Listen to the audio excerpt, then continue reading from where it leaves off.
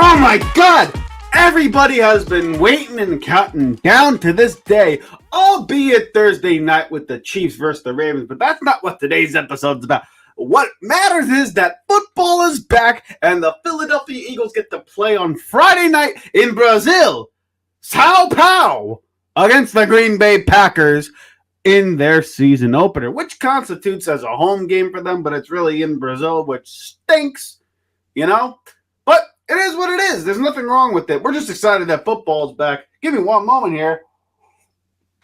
Oh, boy. It's going to be a fun day, and we are going to break down this game, okay? You got the Green Bay Packers, Jordan Love, Matt LaFleur, Romeo Doubs, Christian Watson, Josh Jacobs, and a bunch of other dudes who could play versus the Philadelphia Eagles. You got Jalen Hurts, Kellen Moore, A.J. Brown, Devontae Smith, Goddard, Saquon Barkley, and the crew. Listen, this game, both teams, let me just say it like this. This should be a shootout. This game should be a shootout. This is two high-powered offenses. One with savvy coaching and a slick quarterback with Jordan Love, who can make any throw on the field, and a complementary and like a plethora of weapons. And then the Philadelphia Eagles with their star-studded offensive roster with two number one receivers, a stud tight end, a sensational running back in terms of individual ability with Saquon Barkley, and then a talented play caller in Kellen Moore and Nick Sirianni as the head coach. This game, these teams have a lot more similarities than I think a lot of people want to give credit for. And the difference in their perception to me is just based on how we finished last year, obviously, because how else would you base it off of, right? You got two quarterbacks who are not even, they're 26, 27 years old, not even, right? Two young quarterbacks who've had really high moments in the league, who have shown that they could play at an MVP level. You got running backs on both teams. Bell cow running back in Josh Jacobs and Saquon Barkley. Both were on shitty teams the year before. Both organizations prior to their arrival believe that these two teams, the Giants and the Raiders, did not use these guys correctly and believe they can optimize these guys as they are the missing piece to complete their offense. So they bring them both into the fray. You got a plethora of wide receivers on the Green Bay Packers. Plenty of weapons for Jordan Love to hit. Romeo Doubs, Christian Watson, Jaden Reed. I forget what that other guy's name is. Demarion Wicks, I believe is. I can't pronounce that dude's first name, but regardless, the guy can play. And then you got two tight ends, Luke Musgrave and Croft over there, plus a play caller and Matt LaFleur. And then on the Eagles side of things, you got A.J. Brown. You got Devontae Smith. You got Saquon, like I said. You got Dallas Goedert. You just picked up Jahan Dotson. Everyone's been raving about Grant Calcaterra in camp. Plus the depth that's been on this roster with the running backs and all the other stuff that's going on. So, on the offensive side of things, there's a lot of similarities. And then on the defensive side of things, two changes in coordinators. Both teams invested young capital in their defenses because they believe that's the weak link. They believe they really believe in their front sevens, they can get pressure. And then Green Bay Packers invested in the secondary with Xavier McKinney. They drafted Jair Alexander years ago. He's a stud cornerback, right? And then Philadelphia, we drafted Quinyon Mitchell, Cooper DeJean, right? We picked up Chancey-Gardner Johnson. We have Darius Slay, Reed Blankenship. So there's a lot of similarities here. And yet people continue to believe that the Green Bay Packers are primed for the Super Bowl and that the Philadelphia Eagles, some analysts believe that they're going to miss the playoffs. Why the discrepancy, I don't know. But we're going to break it down here in just a moment and give you predictions about this game on Friday night. But before we get into all of that, we have to get through these festivities. This is the Riding the Bench Eagles podcast. I am your host, Asif Badi, and I am a fan just like you. I am not a reporter. I am not an insider. I have no incentive to give the news. I get the news from everybody else just like you do. But my job here is to open up a discussion, a panel, an open forum for anybody here who's an Eagle fan to express their thoughts on the team and how how we can secure a Lombardi trophy at the end of the 2024-25 season, because in the end, that's the goal. And if you believe in that message, if you can vibe with that, then I have 2 words for you. Please subscribe. Click the red button down below. Hit the thumbs up button. Help me get out to other Eagle fans out there as much as possible so that you and all other people who support the Birds of the Midnight Green can consume content regarding the Philadelphia Eagles. On that note, let's get down into business here, okay? I already talked about how the teams are similar in their styles in terms of the offensive structure and defensive, question marks that have been going on. 2 new coordinators, a lot of personnel changes. How are we going to beat the Green Bay Packers? How are the Green Bay Packers going to beat the Philadelphia Eagles? We're about to find out why, at least from my opinion, from my perspective. So let's do this. Get rid of my phone. Let's analyze what the Philadelphia Eagles offense first is going to go up against the Green Bay Packers here, okay?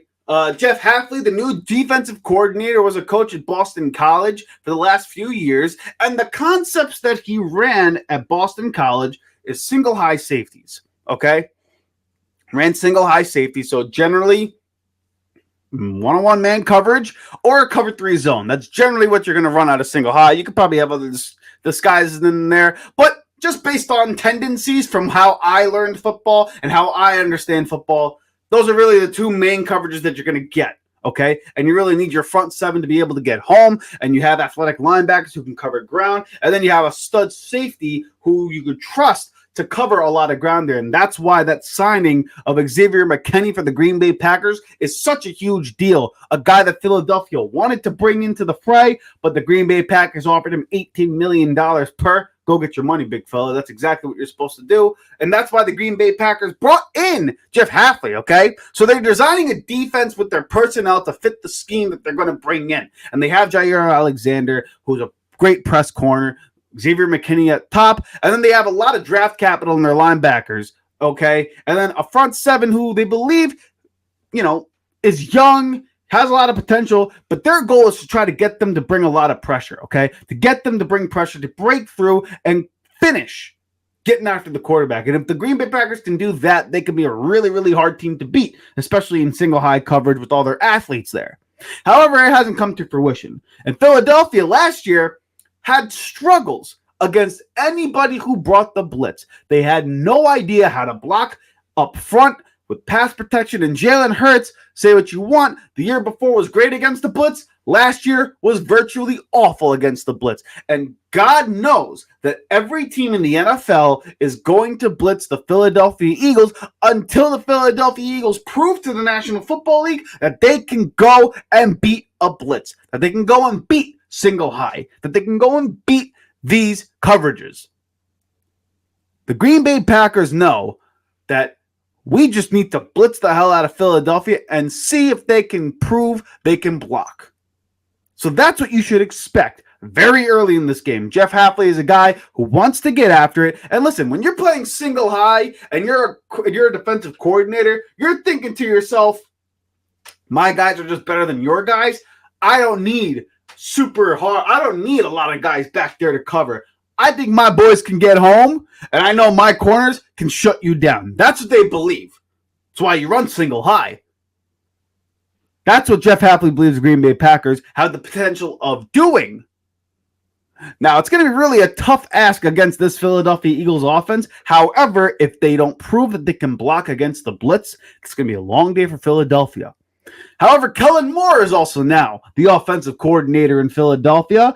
And the last time we've seen him play with a star-studded offense, his good years in Dallas, Dak Prescott was great against the blitz. I know last year he had the Chargers and they didn't look so great, but you know what? Justin Herbert was hurt. A lot of injuries on the offensive side of the ball. I don't think they really had a chance to hit the ground running or get going at all. So I don't really like to use that as a barometer for Kellen Moore's play calling ability. He is a proven play caller, a guy who knows how to call games, how to call schemes, how to beat blitzes, right? That's why they brought him in. And that's why you brought guys like Saquon Barkley in, so that you have an option underneath for a check down in case the pressure gets home. And now Jalen Hurts has full opportunity and full command to call protections at the line, to call checks at the line, to call hot routes at the line. Something he did not have last season. Something he did not have in 2022. Based on the schemes that they ran prior, he wasn't asked to do any of that because Jason Kelce was at the center position calling the protections. That responsibility is gone now that he's not there. Now, we believe in Cam Jurgens and we believe in the young players on the offensive line, but losing Jason Kelce is going to be a huge, huge deal in this game, especially when they have a guy like Kenneth Clark on the opposite side who's going to line up at nose for them, especially when you know the blitz is coming. So really, the main question in this game is not necessarily whether or not, the Green Bay Packers can stifle this offense. The question is, on the offensive side of the ball anyway, can the Green Bay Packers get home? Can the Philadelphia Eagles offense block up front? Do they have enough? Do they have enough communication? Does Jalen Hurts have enough of awareness and IQ to recognize where blitzes are coming from, when they're coming, and how to set up the protections quickly enough so that he can get the ball out of his hands quick? Because generally, against a single high safety look, there's a lot of things you can do to beat that coverage. You could run the ball, or you could run a lot of stop routes against some of these guys. Because it's a timing route, press man coverage, you have two talented receivers on the outside, you have a good tight end, and you have a running back who can win one-on-one. So all you have to do is get them in space and let them do work. Can Kellen Moore call a game like that?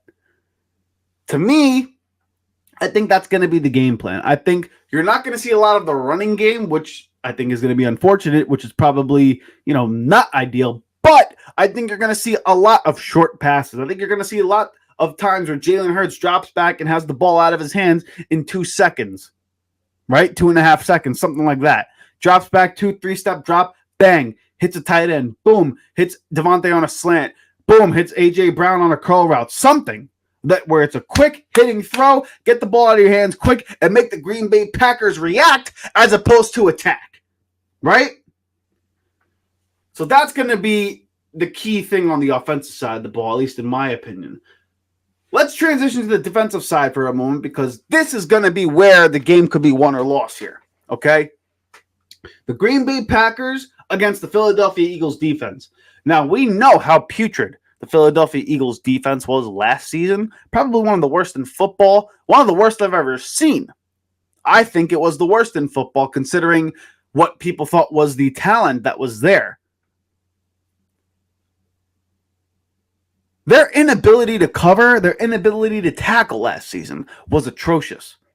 And Matt LaFleur and these West Coast style offenses with Jordan Love and all of the plethora of weapons here in Green Bay, the last time we saw them on the field, they looked damn good, albeit against the Dallas Cowboys in the playoffs. And then the San Francisco 49ers, listen, say what you want. I thought they looked really good for what they were asked to do. It's a tough defense, and they gave them everything that they needed to handle, okay? San Francisco was not ready to get punched in the mouth like that, and Green Bay came out to play. Even though they lost, they still proved that they can hang with the big boys. Philadelphia is not the San Francisco defense. They're not even the Dallas Cowboy defense. They're one of the worst defenses in the NFL until proven otherwise. And I know we made a lot of changes on that side of the ball and brought in a lot of talent, and we brought in Vic Fangio. And again, Vic Fangio is one of those coaches where against teams like Kyle Shanahan, Sean McVay, Matt LaFleur, anybody who runs Mike McDaniel, anybody who runs these West Coast style type of offenses, all of them tell you the hardest coach that they go up against is Vic Fangio because of a lot of the post-snap movement that happens.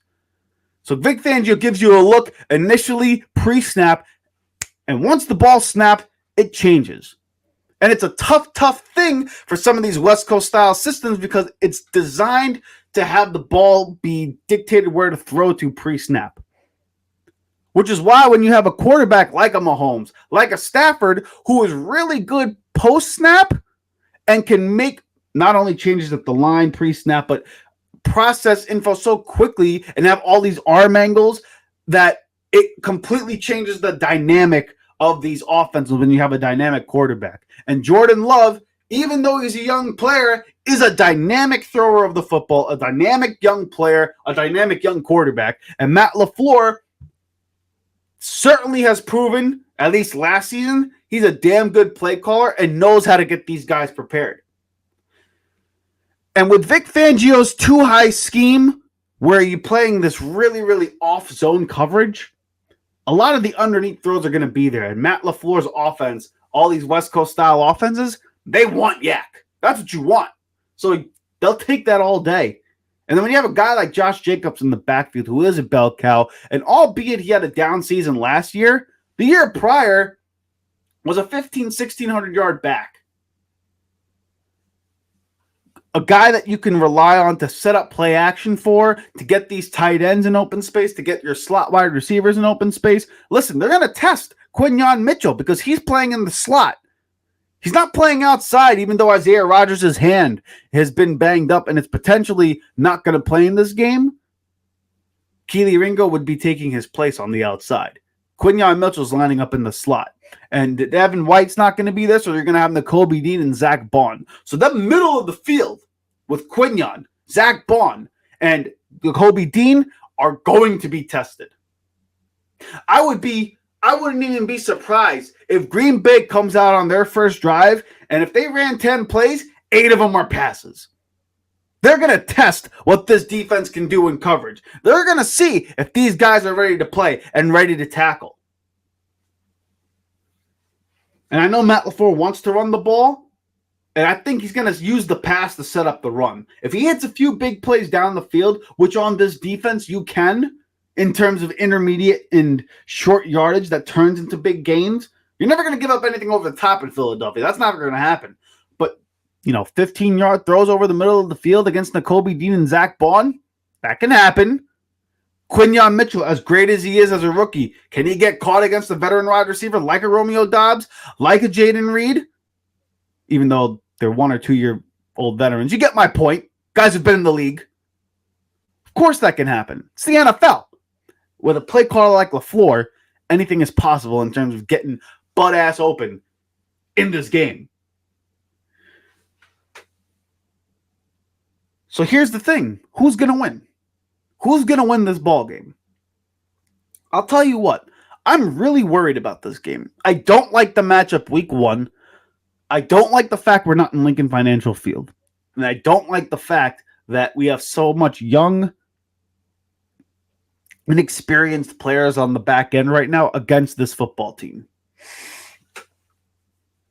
The only way I could see this game being won is if Jordan Davis and Jalen Carter up front play out of their damn minds.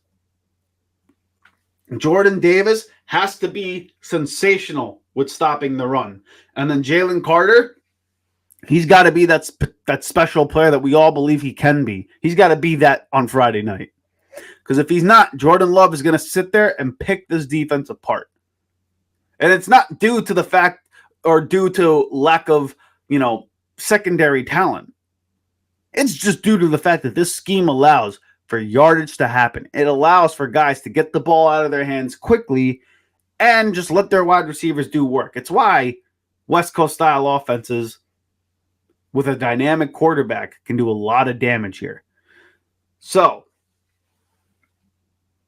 my prediction for this game, in a high-scoring contest, and I really don't like saying this, but I think Philadelphia is going to lose in Brazil. I know, not the greatest way to start the season. I think they lose the game 35-31 because I don't believe in the Green Bay Packers defense to be able to stop this offense. But I really, really don't know if this Philadelphia Eagles defense has proven enough to be able to stop a dynamic offense like the Green Bay Packers. We couldn't stop teams like Kyler Murray and the Arizona Cardinals last season. We couldn't stop the New York Giants last season.